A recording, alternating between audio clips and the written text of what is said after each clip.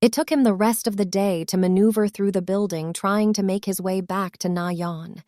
It seemed as if all the activity that they had drawn before had made it even harder to move around the school as the zombies were more actively searching for them. Cheong-san couldn't make it before sundown and resorted to waiting then moving overnight, and so that he could also get some rest. The fight with Guinam had been draining, and he could still feel the pains all over his body and the bruises left around his neck. He rested for a short while, he thought, but by the time he woke up, the sun had gone down and it was darker. When he had snuck around at night, he had seen that the zombies had worse vision, well, sometimes, so he got out of his hiding spot slowly. The area around here was a little bit clear. Most likely the zombies had gone off to chase down another poor soul. He shook the thought off. He knew he couldn't save everyone, but somehow whenever he thought about it, it still stung. Cheong-san ducked and dodged all the way to the classroom where he knew Na-Yeon was hiding. He had made sure not to run around, but was moving slowly and cautiously crouched, turning around at the slightest noise. "Na-Yeon! Na-Yeon!" he silently shouted, waiting for her.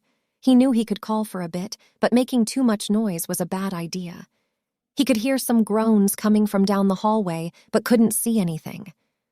Cheong-san didn't want to think of himself being surrounded so close to salvation, so he decided once a bit louder, "Na-Yeon!" he said with a quick, short, whispered shout. He heard the groaning grow louder before he saw them down the hall. It was a small group of 8 or 10 zombies, but he knew starting a fight with them would only call more, "Na-Yeon, open up!" The jig was up, so he was throwing out caution. He heard the zombies roar as they started charging towards him from down the hall as he readied himself for a fight.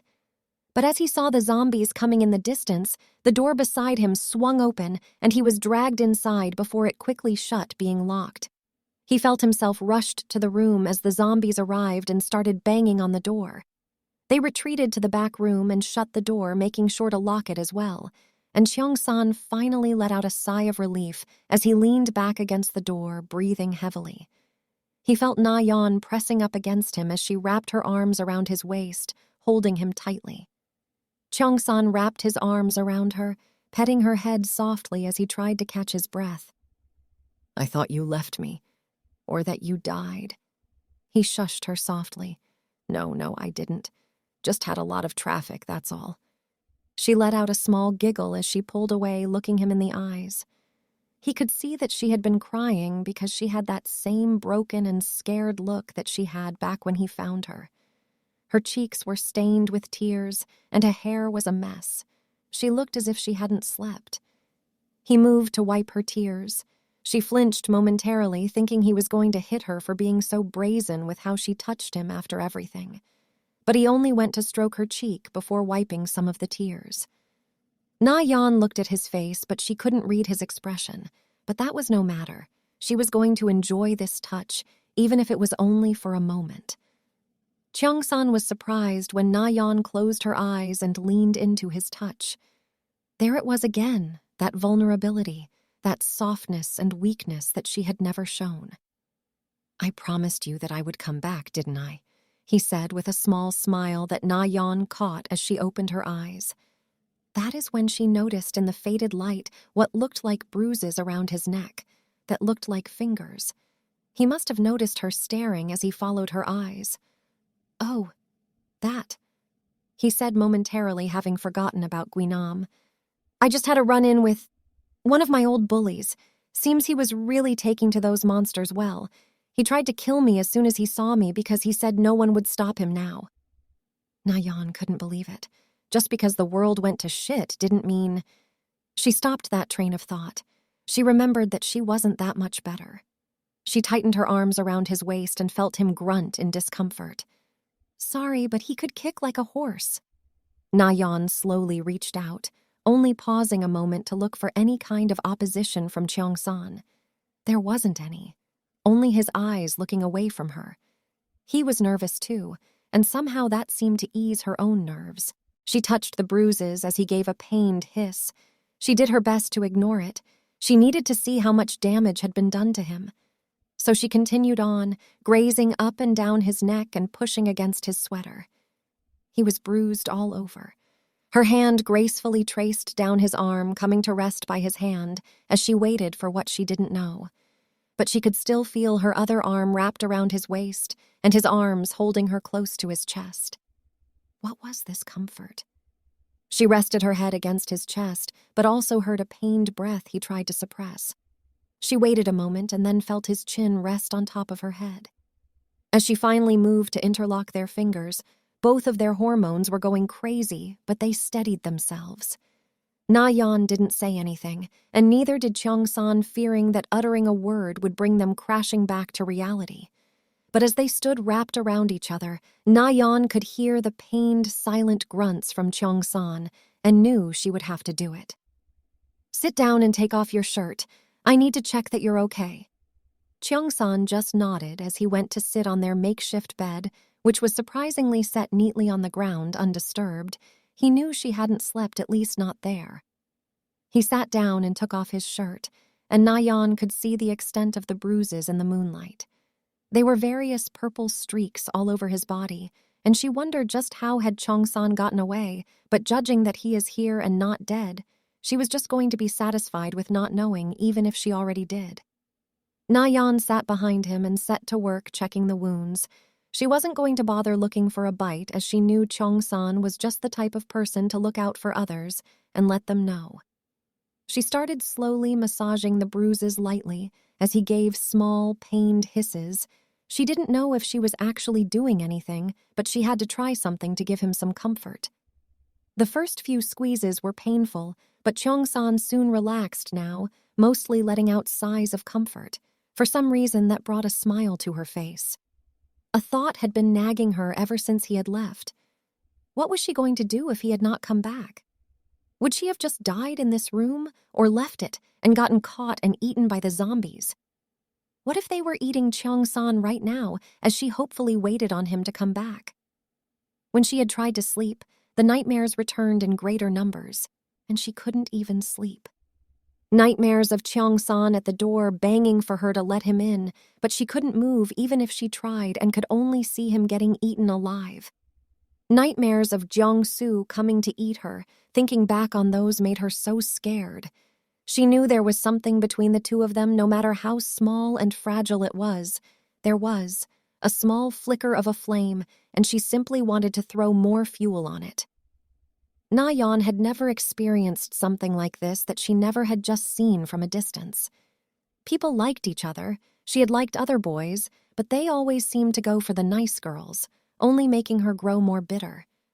Cheong-san had a girl like that back in the broadcast room, but from what she could remember, it almost seemed one-sided as she had her eyes on Soo-hyuk. Maybe. She shook her head. What was she thinking she killed his best friend? But she knew he also felt something. The way they embraced each other was as if touching something forbidden but precious, as you didn't want to damage it. "I was worried about you. I waited as long as I could in the classroom. That zombie under the piano was making a lot of noise, so I knew I had to go back soon because if they gathered at the door, you couldn't make it in here." Na-Yeon knew that one of them had to take a leap, and she knew that it would change everything, or so she hoped, and for the better. "I remembered the promise I made to you saying that I will come back. It gave me the final push to win. I was losing before that. I couldn't let you think I wasn't a man of my word."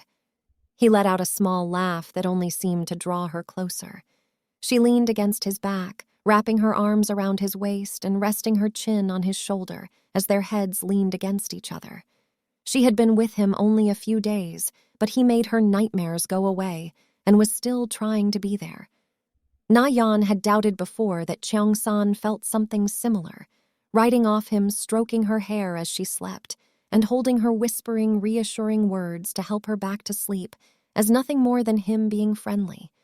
But after they had held each other close and interlocked their fingers, she had felt it fully.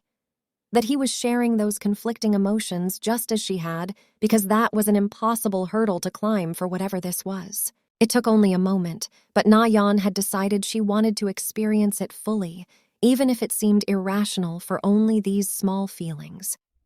But that was quelled by the thought that the rest of the world might now be like their school. So what if she never got another chance?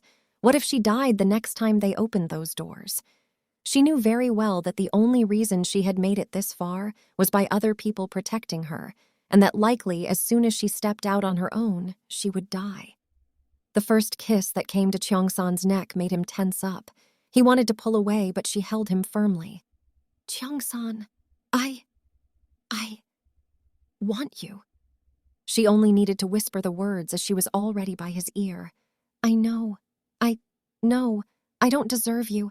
I never will. But I feel something, and I know you do too. Na-Yeon, she heard him say. We can't. I know, but even if this spark is small, I want to feel all of it. I know you can make it. But me, she said the last word with a small sob. Just let me know what love is like before we run back into hell. All of it. She kissed his neck again, and this time he didn't tense up as she continued up to his cheek. Na-Yeon ran her hands up and down his torso. She froze when she saw him grab her hands, fearing he wanted to stop. But those fears were soon dispelled as he brought the hand up to his mouth before giving it a kiss. Cheong-san turned his head slowly to the side, finally meeting her eyes in earnest.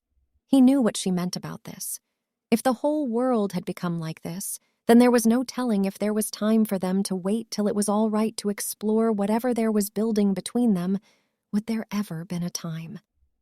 With their eyes locked, they slowly started to close in toward each other, and Cheong-san saw her hesitate for a moment before he closed the distance, giving her a gentle yet passionate kiss that only seemed to make her grip on him tighten. They don't know how long they savored this kiss, but it was only momentarily as it grew hungrier by the minute. The two started kissing frantically as both of their hands scrambled over each other's bodies, desperately trying to feel each other. Na-Yeon saw Cheong-san trying to unbutton her sweater hesitantly, and she held his hands, breaking off their passionate kiss and breathing heavily. It's okay, Cheong-san. I want you, all of you, she said quickly, taking off her sweater and her shirt. She could see Cheong-san's eyes roaming over her as he moved closer to her. Na-Yeon slowly laid down on their makeshift bed, looking at him with a smile on her face. Come here, she said, and she saw him hesitate again, but she didn't have to do anything as he came over by himself, seemingly in a trance. She felt the same. Cheong-san placed himself atop her as they looked at each other in the eyes. I've never done anything like this, he said nervously, and she could only smile at that. Me neither. That was even my first kiss. But I want you to be my first too.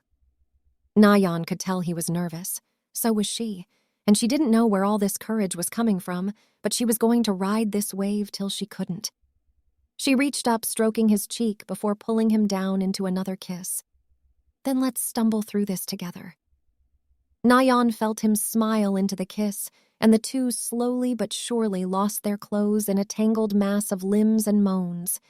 Before they knew it, they had gotten to the moment of truth. Na-Yeon, we can stop now if you want to. A part of her that was scared wanted to, but she pushed on. I want to do this. Do you want it too?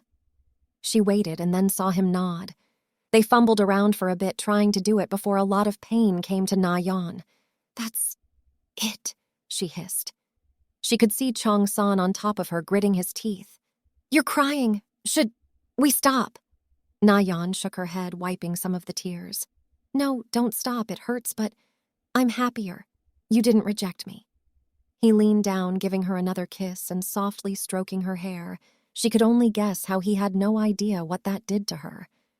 The two started nervously, fumbling their way through pained, muffled screams, grunts, and moans, till they found a steady rhythm.